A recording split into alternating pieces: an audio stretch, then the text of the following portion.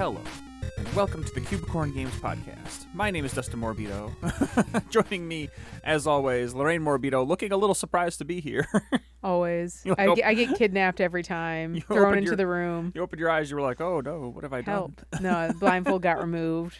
I never know when I'm going to end up in this room, and then I'm just here, and it's time. I know it's like, oh, it's time for podcast.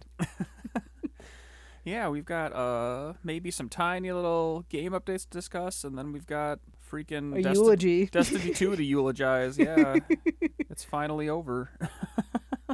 What an interesting time for the game industry. What an interesting time for that game. Rest in peace, Ninja Theory. They're getting closed down. Yeah, Microsoft. Unrelated oh to. My gosh. Well, I mean, honestly, let's talk about that the tiniest little bit up front, I guess, because so they had that big shakeup. They got rid of Phil Spencer and those other Xbox people. Uh-huh. Everybody who was like, we're going to try to turn Xbox into Netflix, and it didn't fucking work, and everybody got fired, like all of those upper management people or whatever. Yeah.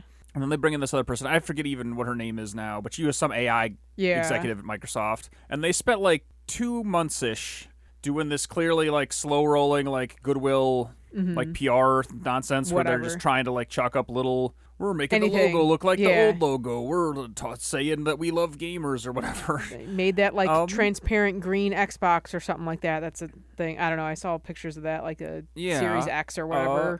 And then we're bringing exclusive games back to the platform potentially, whatever.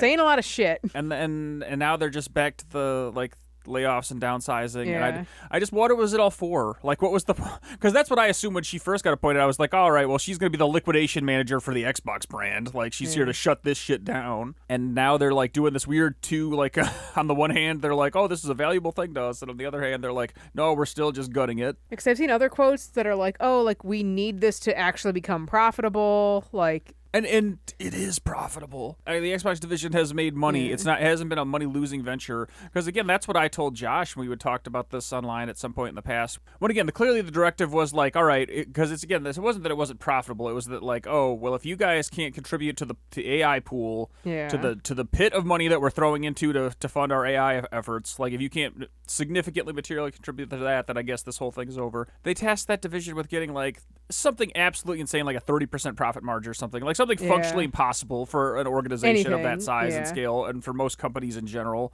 And that's what was my read. I was like, oh, clearly this is just an impossible, like, if they somehow magically manage to do it, then they have more money to throw in the II pit. But this is more just to, like, we're ending Xbox without ending Xbox. We're giving them a death sentence, which may have been one of the things that happened to Bungie. I don't know. Maybe we'll never know. But I don't know. I guess we'll see where things go with that brand, with the studios that are left. So I heard like hearsay, like I don't like, because I see a lot of stuff. The internet has a lot of stuff on it. I don't necessarily want to like grant things that are maybe just like spreading lies, clicks or whatever.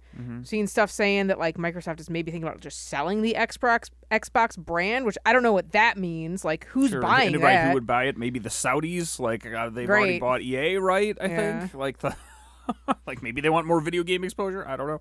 I have no idea. That's a great question, especially now, right? Like that's the thing is like the brand has value in like, I guess it has some historic value to like just in terms of like market exposure, like people's name association, right, with Xbox and video games. But like the services side is so tied into the Microsoft stuff that spinning it off would be really weird. Yeah. And the hardware side is basically in the worst shape it's ever been because of the global AI like chip shortage and all that shit. So it's not like I can't imagine people are lining up to like, oh man, I can't wait to take on this business where I plan to sell like $800 to $1,000 video game hardware for like no margin whatsoever. I don't know. I have no words, but it was. I'm glad you brought it up, I guess, because it's actually like, and the grand scheme of things, more impactful than what's going on at Bungie. It's not more necessarily emotionally impactful for us, but it is another one of those things that like is like, what the hell is going on in video games in this economy? Like, what the fuck? So many other things like in regard like before, because I think that happened like within the past like 2 days or something like that. Yeah, and it was right on the heels of like when they were like like they just did that like that big Xbox showcase thing, whatever, and then I think it was like the next day or within the next few days, but like internal emails were going around that's like, oh yeah, downsizing's coming, we're trimming the fat, whatever, whatever we're talking about it. Yeah. And then that shit got leaked, and then Well, I'd also seen that like when more like kind of like rumors and stuff were going around about like something that might happen before this was actually like more public, like Double Fine is also potentially on the like Well, that's every the time I chopping refresh, block, I'm looking yeah. for it. I'm like, oh, is this the day? Because again, it is such a different company than what they claimed to be doing at the time they acquired them, right? Yeah. Like, and I don't. Again, you could. So it's probably never that company, but at least at the time, the things they were saying was like, oh yeah, we just want to like empower creators and like Yeah, get video games the in the market tone or was so whatever. different, and I'll still just Yeah. like, I'm just gonna like point at the sign back to that one Psych Odyssey episode where they're talking about it. Like that clip is still as like evergreen and relevant as it is today. Yeah, but that like the Double Fine is like a tiny Bungie in that yeah, sense oh, of even like smaller. like it's a Yeah. small studio that like releases very low margin products. Like certainly seems to have released plenty of products that like underperform, and that it exists in a very expensive part of the country. So like, granted, their headcount is like fractional. Yeah. Compared to what Bungie's, even now, what Bungie is at, but Yeah. especially at their height, right? But still, But like, right, like that's a company that Microsoft wants to be in business with. Probably fucking not. And so yeah, I've been watching I mean, for that shit. they were just like grabbing literally everything, like Yeah. anything within arm's reach. They're just like, I want this now. Right, Like, and so if they somehow get a stay of execution this time, I have to just assume that it's like the goodwill from Tim Schafer's like brand, his Yeah. personal brand, that they're like, oh well, we don't want to like. we don't want to be that guy. Like there's no person on Twitter that like people are gonna rally around if we shit can Ninja Theory, but like if we shit can Double Fine, Tim Schafer is a human that will be able to Yeah. create waves online and make this more uncomfortable for us than I want it to be. I guess we'll see. yeah. But yeah, that'll be I mean, the Ninja Theory thing sucks. That'll be a sad loss if that happens to Double Fine. It'll be sad for anybody who it happens to. But it's Yeah. like, I can't even tell you how many companies are like underneath the Microsoft umbrella now because Yeah. they were buying fucking everybody, man. and I wonder if anybody like who they'd be able to get to buy that studio. I'm like, who in this modern video game landscape would buy Double Fine? I don't know. Again, unless Tim Schafer's like wealthy enough to like, or interested enough even to like take a big loan and like yeah. like take Well, he it on basically himself. already did that. Right, I mean, but to do it Like- again, right? But I get, like I said, in this environment, like interest rates are not particularly low, and the game market is not particularly healthy anyway. Like, I certainly wouldn't blame anyone for not wanting to put their own Yeah. personal Equity. fortunes right Yeah. at a significant risk. Because again, that's different than like a pool of money in a giant corporation or whatever. Like Yeah. if you're talking about, I'm putting my house on the line, like the place that I live with my family. Yeah. I don't know, man, but I guess that'll be an evolving situation. Yeah. that we'll keep an eye on, and presumably as they like, I'm assuming they'll announce even more of that stuff to come, and I can't imagine they wouldn't. They're really good about that. we'll dip a Laying toe in people there off. then potentially. But yeah, what a absolute mess. It always is. But yeah, as far as our stuff goes, No we're doing layoffs here. we're doing okay. Again, it's like I don't know what to make of this from our perspective. Again, we're such a small fish in the pond of video games that like I said, it's not polluted swamp water that is. I the am video still game certainly industry. glad that we don't have like ongoing like I'm glad that it's just us. Like again, Yeah. even if we had like one or two employees, like other people responsible for paying their paychecks, like I would be a lot more wigged out than I am now. But yeah, we're keeping on continuing to get stuff done. A lot of little weird things all over the place happened in the past week or so. As of this recording, we have probably finally signed documents for our to get that kind of marketing collab thing going. I think I got that stuff in my email this I did morning. as well. So that's exciting. Business deals. And again, in the interim, our plans haven't really changed of games coming out next Anything, year. yeah. Going to keep grinding out. PAX West is coming. Like I got Has never stopped. an email or two from like the early stuff for that of like, Mm-hmm. hey, here's your prep for the show in a couple months or whatever. Hooray. Have to keep an eye on that, make sure all that stuff gets taken care of, but it's happening, man. As far as Cucumber build stuff goes, I don't know. There may be a Cucumber build in July or August. I'm not sure. If not, there will definitely be one at PAX West. Like we'll put it out on the For sure, Discord. yeah. But right now we've just still got like such a like there's nothing right this moment that is like cohesive and playable enough that's new that would be interesting. Yeah. So like Lots of little like we've done- housekeeping, like cleaning up stuff. yeah, There's we've a- done some new art stuff and like stuff that's already been playable, and yeah, we've done like some back end stuff for localization and some UI design stuff. That again, it'll make an impact to the final game, but it's not really going to change Yeah, people's it's- experience if you've been playing it every month or two. So we haven't put up anything like that since for Weekend Atlanta. But yeah, keep an eye out for that. Keep an eye out on this show, and we'll let you know when a new build is coming down the pipe. But it'll either be it'll be either within the next couple months. There will be one, no Yeah. later than early September. but potentially before Right then. around PAX. Yeah. But yeah, very we'll just least. keep grinding on that stuff. Like I said, other than that, nothing to report for the moment. Mm-hmm. But I guess about a month from now is when you'll hear another check-in on that, because our next show is going to be our special guest episode. Yes. So about 2 weeks from today, you're going to hear a show we recorded a week and a half or so ago, but that will not contain any video game updates for us. So I Yeah. guess in about a month, keep an eye out for new Cucumber updates Yeah. in this podcast zone. And look out for that new episode. It's going to be awesome. Yeah. We haven't done an interview in a minute, so it'll be cool. Yeah, it's very exciting stuff. So keep an eye out for that. It was a very fun chat. I enjoyed it. Yeah, and I guess now we'll get to the order of the day, which is like that Destiny 2 is finally dead. As of this recording, a week ago. Or at least like ongoing support, right? Yeah, Like well, the game's not being taken offline The final currently. update was a week Yeah. ago as of this recording. But I just want to clarify if Yeah. you're not in the know. It's not- the servers are there. The game is not like being taken offline No. in the short term. You might see a lot of news outlets posting that, and they are Yeah. incorrect. Yeah, they like have done, I can't believe how many different sites were like, "Oh, it's the end of an era." I'm like, guys, it was server maintenance. I mean, You know, let's be real. Probably about 60 to 70% of those were like AI generated articles. Oh, where they 100%. just typed in Destiny 2 Again, dead, and then I didn't give them clicks. Yeah. I just see them, and I'm like, y'all are fucking stupid. But yeah, the game is still online. They basically pushed one final content update and had some. I've played it again after taking a literal full calendar year hiatus. Yeah, that had some new game modes. It had like basically a smattering of like all the content that seems like it was done enough to get out the door. It looks like they kind of Yeah. stitched it together because there's clearly like a ton of cosmetics that would have been Mm-hmm. in the shop for money at some point, and they just kind of threw it up there as like earnables you can get with like this currency that involves just kind of like playing around the game, like doing a Yeah. bunch of the different stuff in the game will give you tokens that you can turn in for all these cosmetics. So much stuff. It really does kind of look like a near full year of content, cosmetic. Cause I'm sure that stuff in gets terms of just like armor sets and stuff like that. Yeah. I'm sure that stuff gets made way before. And that weird like little like public event kind of thing. No, I'm yeah, guessing either would have been part of the DLC that this originally would have been, or like the expansion. I mean, that yeah, would have been because it coming could up have been because end of this is year. they never did the mid-season update for Renegades. Yeah. That never happened. Right. This kind of That took got- the place of that. That got pushed After it back got- to the yeah, after it got 9th, delayed, and then they're right. like J.K. Law Year of Prophecy or whatever the fuck it was good, the Prophecy Cycle or the Fate Cycle or whatever the hell it is. Yeah, their new It saga was a or year. whatever it It's was supposed to over. be. But I don't know. I have really, I have really conflicted feelings about the whole thing. Because it is like, and in the most like non-hyperbolic way possible. I'm going to use an analogy that isn't like impact-wise meaningful, but it's like I feel like this is like having your abusive father pass. Okay. Again, not in like severity, right? Like, because it's not Yeah. like, but like I It's have a a, very mixed relationship with Because this thing. you had a very formative like time with it.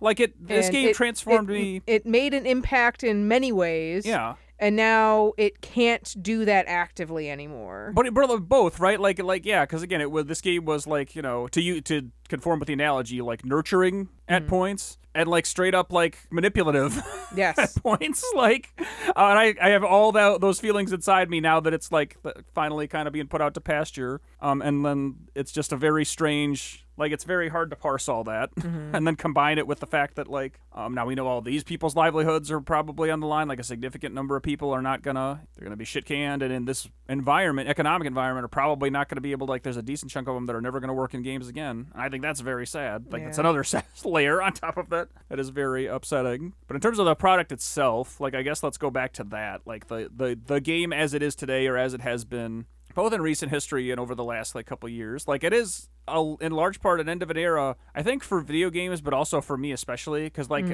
don't know about you, but I've been clicking around other like the kind of general update videos like from like Fallout and Datto and Astacross and stuff like that. My various YouTube feeds started to serve me old Destiny trailers. Like it would just, here's 9 years ago, 12 years ago, partially whatever. because like I think the Destiny YouTube channel posted something like some kind of like memoir video, but I had also like received like I maybe watched like because we mostly just watched them on your YouTube account because that's the one that's logged in on the Xbox or whatever. But I had also gotten some like, oh, here's like the first like live action Destiny trailer, like various things like that, and I watched at least one or two of them as they were like served to me or whatever. But I think like watching that stuff was really, again, it got me in the feels a little bit, but it was also super informative of like a recent arc of history and where we were and promises that were made and how we've like how far we've come. Because for me, I think it was both partially like just like realizing that I've grown up a lot in that time. Because again, I wasn't like a kid when Destiny came out, but I was in my early 20s. A decade's a long time. Yeah, like regardless.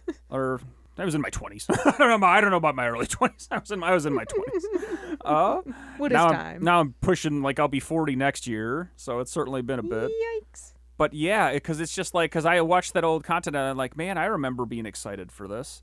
I remember being excited for video games in a way that, like, I don't think I'm capable of anymore. I agree. But in a way that's like, I actually think is kind of healthy. Yeah. Like for me, I think it's a good thing. Because it's like it was both, right? On the one hand, I did feel the pure nostalgia of like I kind of miss feeling this way about this stuff, but on the other hand, I have the long-lived recognition of like, look, these are products. They are things that are being sold to you, and it's okay to have some level of excitement over them. But it's like when you kind of tilt past that point, and it becomes like, we've talked about this a lot too, of like when something goes from being a thing you're enthusiastic about to like your whole thing, like your identity. Like when you let a product that someone else owns define like a significant portion of who you are, that's not great. Yeah.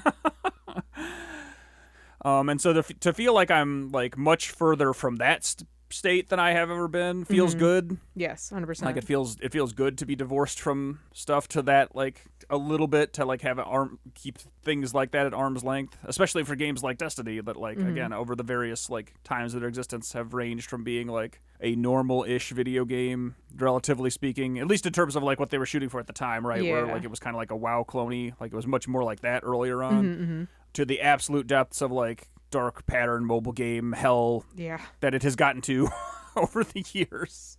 And I'm honestly still really glad I took last year off. Like I don't feel like I it really was like a full like cold turkey situation in a lot of ways, because like I was uninterested past I stopped playing even before like the final shape year was over. Like it wasn't a lot of time before. I still have things in my character's inventory from that whatever that end event was, and I don't think you can access that anymore, but I'm not getting rid of them because I'm holding on to older materials and shit in there, so like we're just keeping everything. But like I literally, the thing that I ended up doing, partially because I needed space for other games I wanted to play, I full on deleted the Destiny executable off the PlayStation because I was like, this thing's too big, like, and I want to do other things. And I played like not like a huge amount of games, but definitely more than I was playing, just like variety and stuff. And doing other stuff. Yeah. Oh yeah. Reading. I'm on book. Out. I started book 34 today. That's really good. After I literally read that last book in 2 days. Most of it I read yesterday. I kind of still can't believe it. It was like an almost 300-page book. I couldn't believe it. It was good, but I had decided, I was just like, I'm like, if I knew that if I had committed to last year and played, I would have been doing it wholly out of obligation. And I did not want that. So like same thing I did with Animal Crossing Pocket Camp, where I deleted it off my phone because I was just doing it as a chore. I was just like, no, I'm out of here. And I needed that. That was something I needed to do. And going back to it now, I can feel in some way some of those hooks, or like at least like tendencies trying to crop up again. But I'm also just like, no, I'm done. Like I more often than not, like the couple of nights we've been playing with like more people, like just the gangs getting back together, I'll just look at the time like, no, I'm done. Like I could do another thing. I don't need to do another thing. I need to finish gilding Dredgen, which I am most of the way there to doing it, because that is my sickness, but that has nothing on the game itself. I have a problem. But yeah, like I can actually enjoy it now to an extent. Like it's still fucking Destiny. Like there's so many more things that I don't want to engagement, like with the weapon and armor tier system, but like it's there, whatever. But because like, again, that's like I'm not like, I'm playing it again because I do want to and I enjoy it, and not because I like have to, which is huge. No, like I said, it's very interesting because, again, a lot of the things that, like, there are some decent things in this update that they probably would have done regardless, right? I do think that's another point where I'm like I'm different than a lot of the people who are like online rallying about the like, oh, we got to make this thing survive, we got to like, you know, what a shame this all is, like, because like I said, I do certainly feel that to some extent, but on the other hand, I do think this outcome was super earned. Again, not by like the rank and file, like anybody on the ground making the game even, and especially even higher like tier decisions. Right before this the announcement was made, I know people were doing like a 1-to-1 comparison. Like people were kind of in the more like auteur theory mode, taking 1-to-1, like pulling out the human beings that were visible, right, and being like, Tyson Green is the guy running the show now versus what was the other dude's name?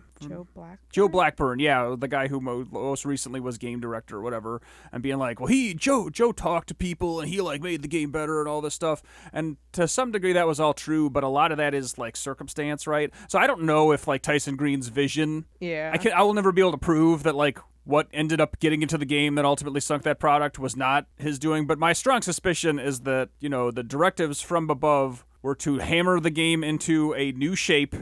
Final one. That required more manipulative, more treadmills. More treadmills and less content. Like that. I my assumption is that like coming into this content that had basically like definitively ended the product. That the directive from on high was to make it more like games that are currently popular, i.e., like, you know, make the menus look like Fortnite, and we're gonna start doing collabs. Like we're gonna do a Star Wars expansion, for example, because that's what Fortnite does. They had already dipped their toe into game. that with like the PlayStation specific like properties, like the armor sets, and like other like they'd been doing promotional armor sets for a while. That was like you said, a toe is right there, but that was just like. But this was a full on this like was, this was like a quote unquote event. This was a season plus Correct. of content that was not about Destiny the game. It was about some other brand gluing itself to this universe. Yeah. And again, Fortnite doesn't have an identity, so like I don't like Fortnite. I don't play Fortnite, but at least you're not like corrupting anything by putting like the Teenage Mutant Ninja Turtles and Goku and Superman into Fortnite, because it is Ariana Grande. It is nothing to begin with. Like it is a blank slate. It is a vessel to glue brands onto. Yeah. It's a book that you put a bunch of stickers in. Yeah, right. It's your Trapper Keeper, sure. Yeah, filled with doodles and cool S's and stickers and. And Destiny was a product that was like that. That was like when I was like, oh, there is no creative future for this in its current form whatsoever. Was when we had one of those, and I don't remember if that was We Were on the Road or whatever. We had at one point we were listening, or I was listening to one of those rundowns of like what that expansion content was supposed to be, one of their live streams or whatever. I think we were in the car coming back from like Too Many Games and they or were something. Like, oh yeah, and we're like I put the Vidoc on or whatever we were watching it live in the car, and it was pumping through the car speaker. Yeah, and they were like, we're going to this. We're so proud to be collaborating with this universe that has inspired us so much. And I'm like, yeah, I know. I know there's a lot of Destiny, a lot of Star Wars in Destiny, but it's not Star Wars in Destiny, right? Yeah. Like that's the whole point of creativity and like making your own your own thing and like right. And so I'm just like, at that point I was like, okay. And that's how like I said, at the end of the day, that's how I ultimately still feel. Like, if that was going to be the future of this game, let it die. Yeah. Like, this shit sucks. We played a little bit of that first expansion, like the Edge of Fate one. I still think that's not great from the little chunk I've tried out of it, of the two expansion things. Like I said, intellectually, I will probably mess with that Star Wars stuff eventually, just at some point, piddle around in the game here or there out of morbid curiosity. But intellectually, I have no interest in it whatsoever. Yeah. Just like I didn't when they announced it. I was like, wow, that sounds terrible.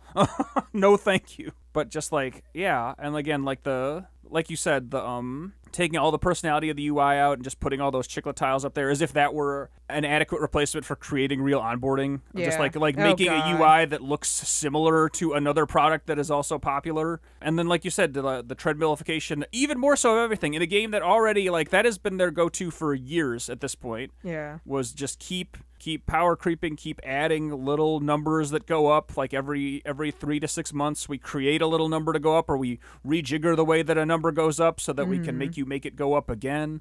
I talked about that with Danny Josh, just chatting and just hanging out when we were playing, of like the whole Guardian rank thing was like, that was just one of those. It was just another number that they like haphazardly slapped onto the game to get you to like arbitrarily do more shit to make the number go up, and then we'll make it go back down, and then you make it go up again. Yeah. I had forgotten until like just thinking about it again, sitting down, because I had been checked out of the game for months at this point. Like I hadn't been keeping current with whatever. Yeah, I don't think you played, because you picked it up a couple of times when Edge of Fate dropped. I played it for like a week and a half. When I don't think you picked it up at all when Renegades launched. I had not. Yeah, I had not booted up it for about a year, I think, at this point. But yeah, I had played like a week or two into Edge of Fate without buying that content, and then when I saw what it was, I was like, no, I'm good.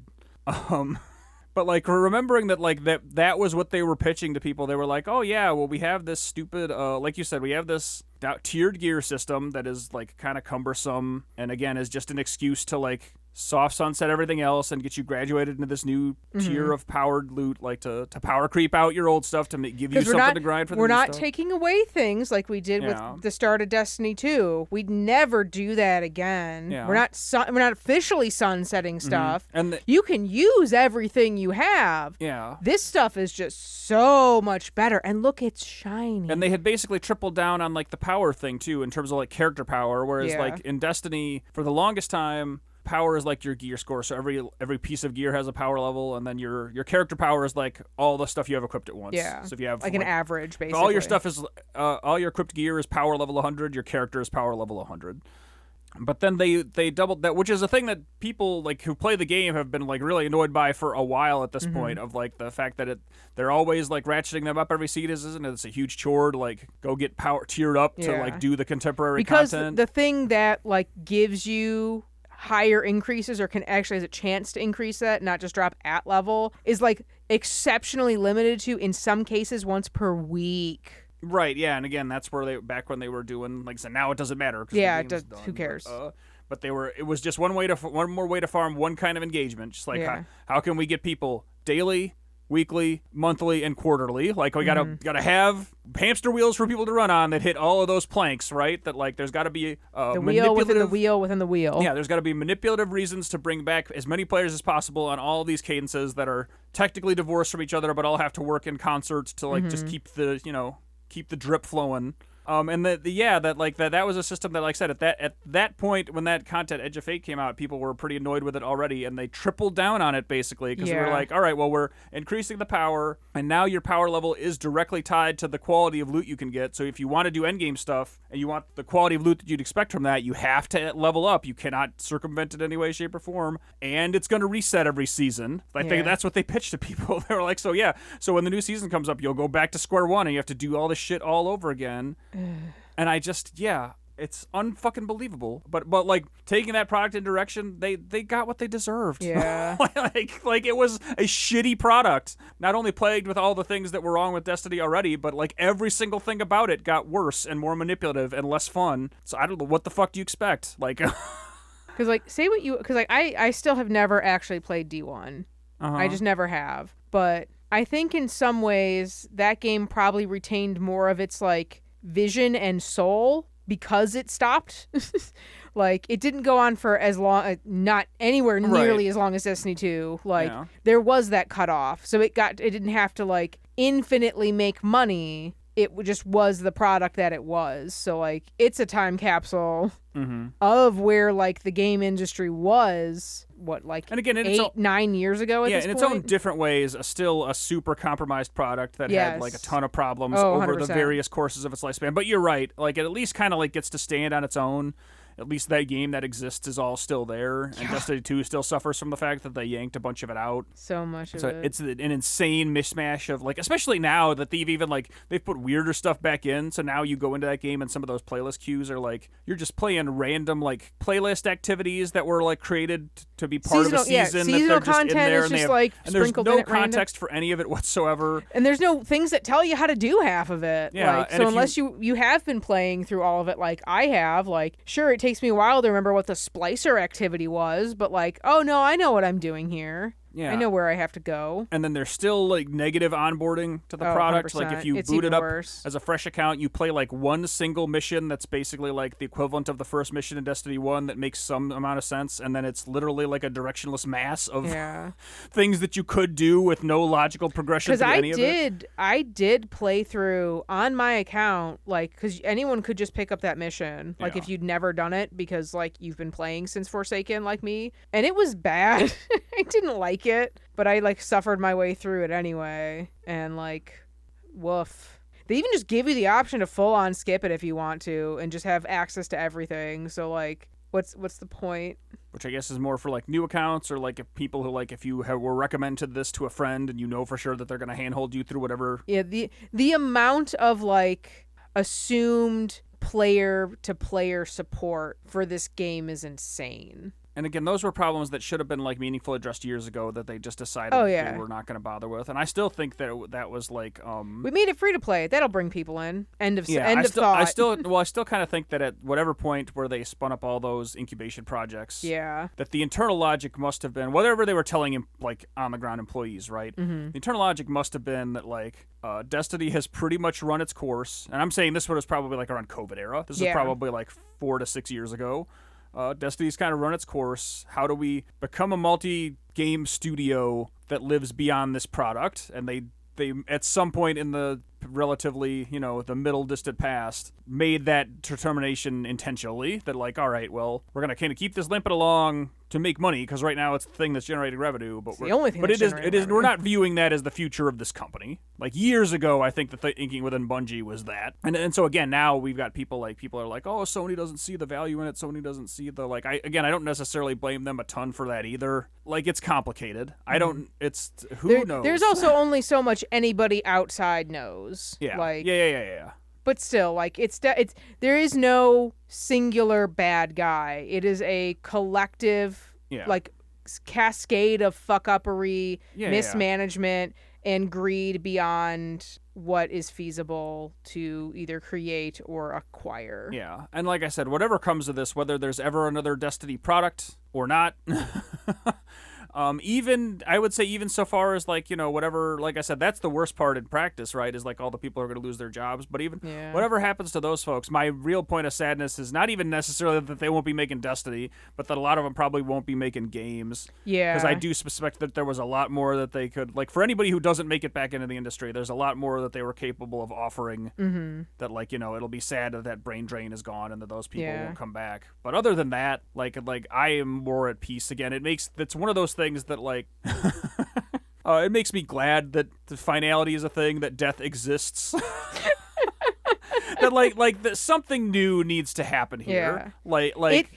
Everyone just take a moment. Things can end, and that's fine. Yeah, and in fact, that's the only way, fine. right? That's the only way. That was the other thing I was going to say. The only way that, in a lot of cases, the only way that things ever improve is through the kind of change that like a violent upending facilitates. And in like the real world we live in, that is in fact to some degree life and death. Eventually, all the baby boomers will be gone. Donald Trump will be dead. And there will be a world beyond them. Like it is an inevitability, and that's a good thing. And for this product, like I said, looking at it over the last year or two, and just like how sad and embarrassing and manipulative it's been in that recent time. And again, it's waxed and waned. It's been like that, and to some degree or another for even longer than that. But especially the near term, like there's no value in continuing this. This thing as it is today is not serving anyone well in any way, shape, or form. Yeah. And so, like I said, I think my ideal would be that they would, like, really go back to basics. It would be cool if they were able to somehow greenlight some Destiny thing to keep those people on staff, but give them the room to really rethink what this product might be. But, like, let Destiny 2 die. Yeah. Like, it is fine. It should have died a couple years ago. Like I said, all that said, that I still am, like, I am at peace with it. And in some ways glad that it's finally like passing into the history books, but also I have a lot of fond memories of a lot of it. It is an end of an era for me, for sure, for both of us, and it's just and it's still today is fun to play, like moment to moment shooting wise. It like again, there's like some of the weapons in that game I think have more identity than like some whole games have sometimes. So, some whole arsenals in a lot of ways. Yeah, like some of that stuff where you could clearly see again when the scale was a little smaller, when they were taking a little more time with stuff. How fiddly everything like got you to can be. see how much personality like the various people, like the art team and the game design folks, and like they put into like some of these guns, just the guns themselves, that is just like really impressive. And there are dozens to hundreds of examples of that in that game at that point. Occasionally the story was like worked really well. Like I said, probably for me less often than not. like I would say I'd say they were about 20 to 30% effective at like conveying the narrative that they intended to within that product for various reasons over the years. But like again, it would have been like, that would have been nice if they had just closed out narratively on the final shape stuff, because at least that was kind of like a high point of like tying all this stuff together, which again, even that product like was trending on like a legacy that was not perhaps wholly earned, but they were at that point they were doing with what they could with what they had, right? And so to sum up people's experience of it in a heartfelt way, I still am glad that they were able to make that little change to the end of that DLC at the last minute. Because have you seen that other cutscene? I don't think so. Oh, okay. So the original spoilers for that, or the end of Final Shape, I guess. The original unshipped ending for Final Shape was just gonna be that, like, kind of like you defeat the witness with the the guardians or whatever, and then your ghost kind of dies, and then you just, like, within yourself, like, your guardian somehow just, like, finds the Goku energy inside themselves to like reanimate the ghost. Oh, weird. And then at some point before they shipped that product, they changed that cutscene and changed it so that Cade does it, and I'm like, wow, that's so much better. Good for you guys for, like, seeing that and thinking it through and making that tweak or whatever. But yeah, I don't know, man.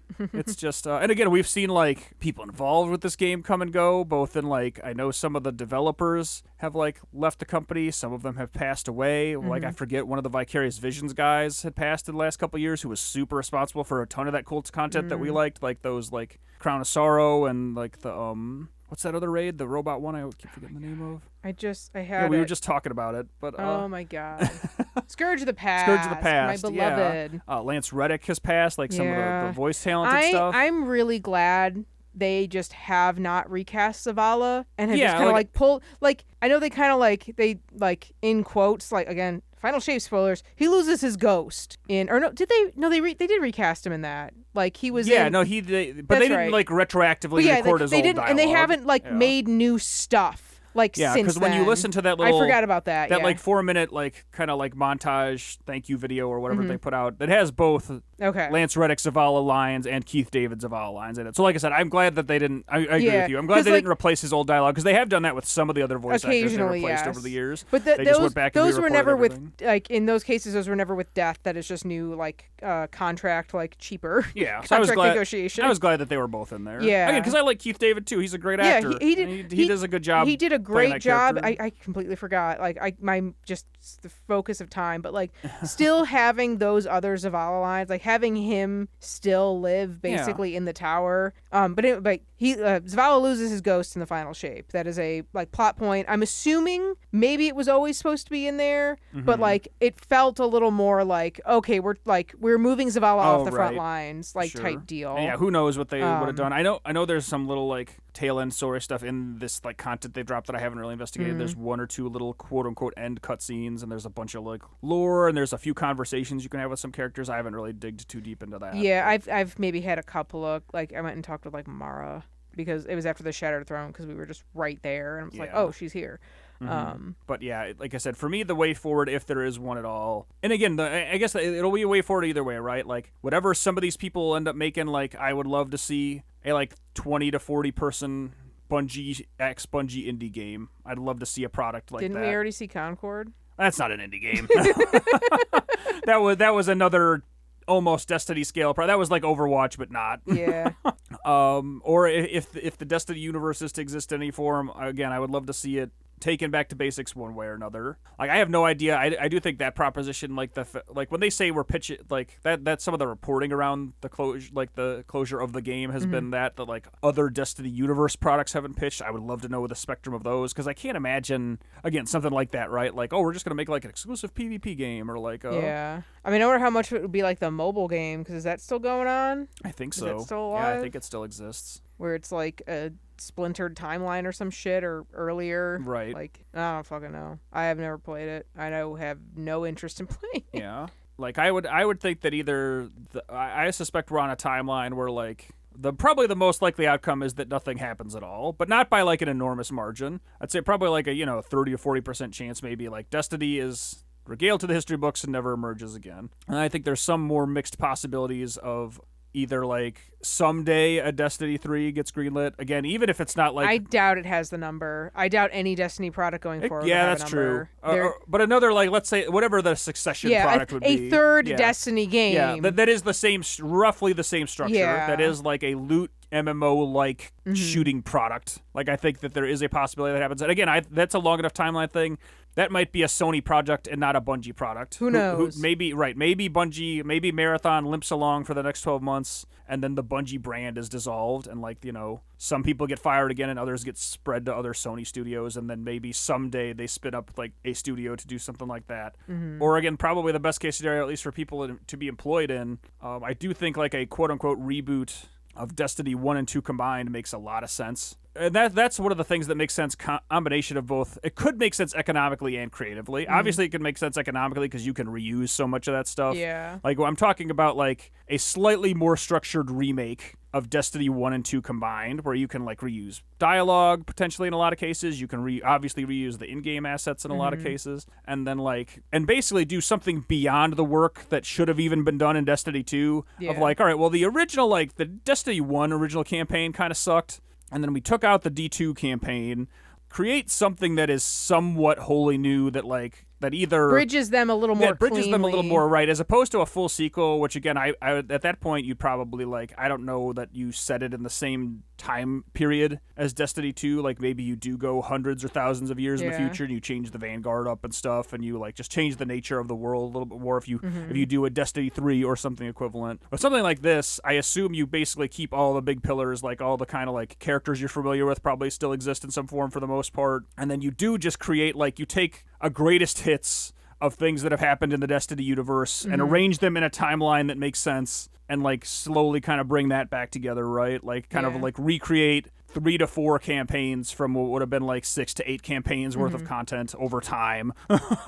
Yeah, because you if you want a really you could do kind of starting of Guardian to Oryx coming, get past Oryx, functionally to the Cabal are really kind of like a Red War equivalent, to maybe even touching on Beyond Light before skipping into the Hive have the light now, you don't do Lightfall, obviously. Yeah, we're just what's that? The whole point of this is to leave leave some of the worst ideas on the cutting floor. That's why I got rid of. We skipped over Curse. We skipped over Warmind. We left Shadowkeep behind. It would be cool. It would be cool to not do the Witness, because again, that was a thing that was just kind of they just kind of came up with because they wrote themselves into corner. I'm convinced of that. That again, because you look at the arc of D1 and you look at what that game was and how they were setting. They created some interesting story avenues by explicitly backing themselves into a corner otherwise. A unifying evil. That's just dumb. Or if there's gonna be keep it that way, right? I think Either it's more way. of I think a nebulous force is more interesting. The Traveler isn't a sentient being. Sure. It is just a thing. Yeah. And it just happens to be here, and that power attracts the darkness, in quotes. Yeah, but again, of people who want that power. That's it. Going back to the Star Wars thing, right? Destiny 1, light side, Guardian Jedi, functionally Hive, dark side, or Taken, even Sith, if you want to but whatever. Yeah. Because again, and then there's like you said, there's other the there's Cabal, the people Trade vying for Federation. power, There's other, but that was clearly the main thing. That at some point it was the Hive wielding the darkness, versus the Guardians wielding the light. And then they did that whole pivot where they kind of humanized and recontextualized all the alien races, which, like I said, I'm of two minds about. I think that there's something clever about that for sure, but it does it did back them into a corner in terms of other ways to everyone had to be unified agained something, right? To wield and those enemy characters, and they had to come out here. Right, they had to come up with arbitrary narrative excuses for all right, well, there's a good faction of all of these races and an evil faction of all these races, so you can still shoot them all in the face all the time or whatever. It was kind of an unforced awkwardness with making those choices. I says, I don't know how I feel about that one way or another, but yeah, I absolutely think you could do functionally an adaptation of Destiny 1 and 2 the light combined. and dark saga, if you will. Yeah. Whatever the fuck you want to call it. But who knows? Anything could or could not happen. True. But like I said, at the very least, I personally am very much at peace.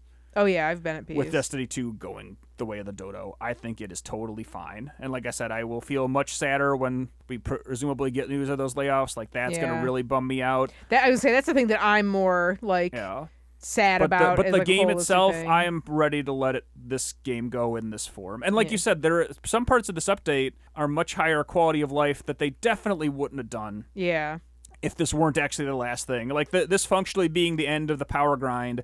I don't think they should have, but I don't think they ever would have gotten rid of some version of that power grind while it was a live game. But now the game is over, so they're like, who cares? Yeah, so it doesn't matter, and you can choose to grind your power once, and then if you do, you'll never have to do it again. And similarly, we talked about that with Josh and Danny too, the way that they went and updated like all the weapon sources pretty much that you can get in the entire game into like the contemporary mechanical weapon structure. That's a thing that I don't think they ever would have done, because that was always a tool that they kept in their toolbox to juice engagement. They're like, all right, well, we're going to update this one core system of the game, and we're going to give you like 10 to 20% of the stuff in the game will revolve around that system, and we'll dribble in little bits over time to keep you to just like slowly dole out more stuff for you to like interact with in a very annoying, manipulative way. And that's out the window for this because it's the last thing. They tried to make it a little more evergreen. Yeah. In a lot of ways. Which again, good, and I will say good on them for doing that work, and good on Sony for at least letting them like do, because they didn't have to do this. Sony could have just like shut the game down and like never had another update and just left it at that. So again, that's of the people who are like huffing the copium real hard that there might be a future Destiny product. To me, that's the one thing that indicates that more than anything. Like Sony sees enough value in this brand to not do that. Yeah. To not just have that blog post go up and be like, all right, the game is over and nothing else will come to it. It's actually like ceasing. It's just going to get frozen forever. They did at least give the enough runway for them to cap it off in some form, right? Which is good. But yeah, what will happen in the future? Who can say? But it's who knows? And again, I do think it's an end of era in video games. That's what I was kind of getting at the very start of like they don't make them like in this the era, anymore. right? In the era when Destiny 1 and it mirrors the rest of the world for me in like a 1-to-1 almost. Where in the era of that Destiny 1 came out, it very much felt like bigger, better things are possible. Like the game industry is moving forward just like the rest of the world. Yeah. And then just like real life, JK those Wall. bigger, better things never materialized in the way that they could have. Yeah. And it left people jaded and and frustrated. And has left us to this current, like, down point in the last, like, 10, 20 years, like, for, like, all of the things that have been, ailing video games, ailing society over the last, like, couple of decades are starting to come to a head in, like, a negative way. But again, so the bad part about it is all the instability it brings, but the good part is that like the world that created this situation is dying. Like it is coming to an end, and it is up to us in the years to come to decide what comes next. And that's true of the world, and it's true of Destiny. So we just got to make a good go of improving things for once. And hopefully both Destiny and the world at large will start to heal, to make some kind of forward progress towards making things better. But I guess we'll find out together, right? Hooray! And yeah, with all that said, that's about as high, as heady as I can get, I think. So, and Lorraine, if you have no other thoughts... I don't know. Probably not. Like, alrighty. I've had my personal experience with Destiny is probably slightly more fraught than yours for just different ways. Oh, sure. But again, that was like that game has been so entrenched in our lives at various points that it was like, we made and damaged friendships playing it. Like it was, especially during COVID, it was like a thing it was a crutch. Like it was the one way we could like still keep hanging out with people that everyone like kind of mutually just agreed upon, and for better and worse. And I guess it made us stronger friends with like it helped us like reconnect with Josh. Yeah. And I guess that last Danny point and everybody to give the player base some grace for sure, because like I said, I'm feeling that to some degree as well. Is that it did become such a social thing that it was real life in a lot of ways to a lot of people, and so certainly from that perspective, I don't blame people feeling like actual grief for it coming to an end. Because like I said, it's just like football becomes more than football if you go with your son to it every month or whatever. Like things that aren't intrinsically important become... It's the human connection angle to things 100%. that I believe people are actually grieving. Yeah. Not the product. 100%. It's the like social structures and like interactions and everything around it. Like, because that's like aside like when I heard the news or whatever, because like I think like Mike or somebody mentioned it in the group, and I was at work and I went on break and like read through the thing, and I was like, I didn't really feel anything like at first, because again it had been like a year since I had actually played the game,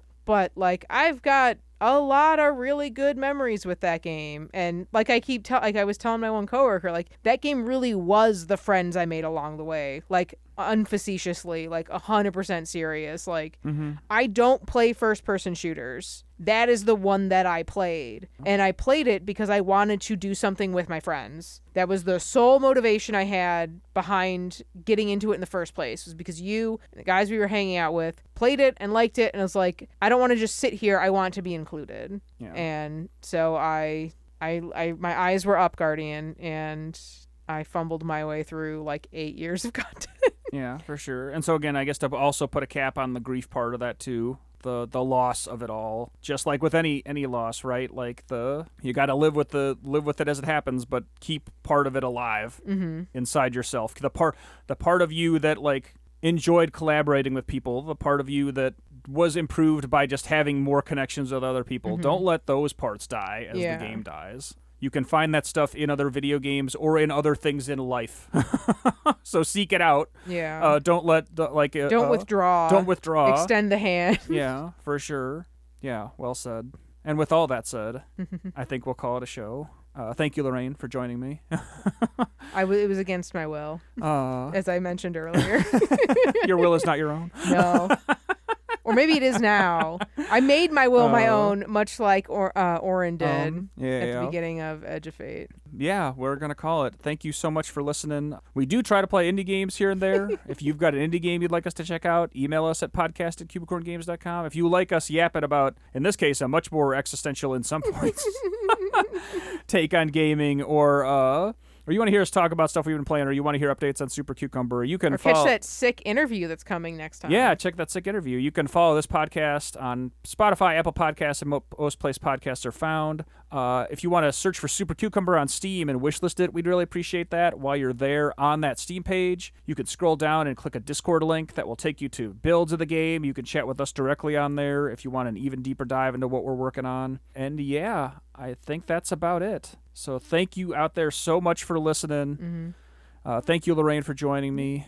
Thank you, Destiny 2. Thank you, Destiny 2, yeah. And I guess like I don't know if I've ever done a proper Destiny sign-off, but until next time, we'll see you Starside, Internet. Bye.